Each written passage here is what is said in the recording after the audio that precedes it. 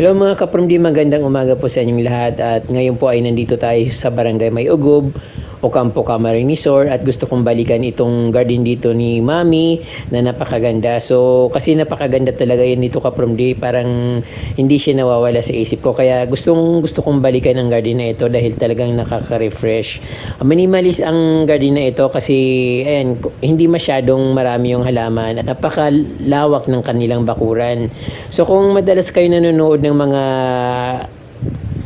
garden or mga travel diyan sa travel vlog sa Los Angeles, California, so parang maihalin tulad ko ito sa Pacific Palisades sa California, USA kasi napakaganda at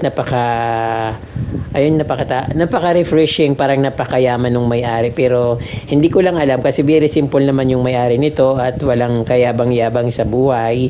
Ito nga, open lang yung kanilang ground. Pag dumaan ka dito, pwede kang mag-picture-picture. Pero syempre pag mag-video ka, kailangan ipapaalam mo na rin kasi nakakahiya naman mag-video ka dito sa kanilang bakuran na hindi nila alam. So, ito nga kapramdi, napakaganda ng garden na ito kaya gustong-gusto ko tong balikan at gustong-gusto kong ipakita sa inyo.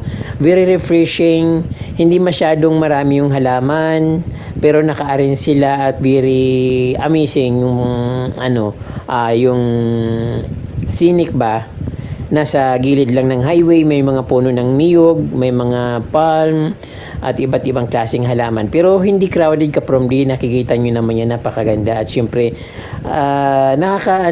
parang nakakainggan yung maghalaman lalo kapag malawak yung bakuran mo at hindi mo alam kung anong gagawin mo dun sa malawak mong bakuran.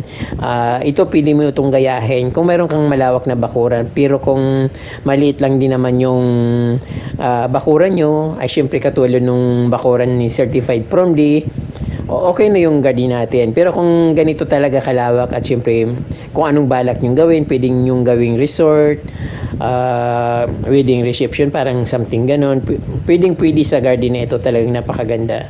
So ayan kapramdi, at siyempre huwag niyong kalimutan mag-subscribe at pindutin po yung notification bell para updated po kayo sa aking mga bagong post na videos. Kasi mahalaga kapramdi sa amin mga YouTuber, sa mga, lalo na sa mga small YouTuber na magkaroon ng mga followers or subscribers. So kahit pa isa-isa yung subscriber na nadadagdag sa amin, masayang-masaya kami noon. At least nakikita namin na lumalago yung aming vlog.